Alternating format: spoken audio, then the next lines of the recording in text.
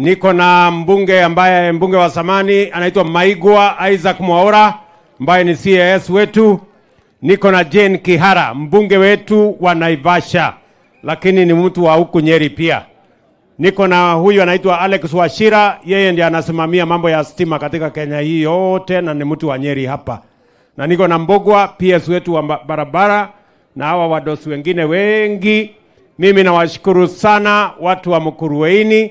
Asante kwa kutupokea leo. Barabara nimekuja na nitarudi tena. Mwathani amurathime. Mungu awabariki sana na tunawapenda. Thank you very much.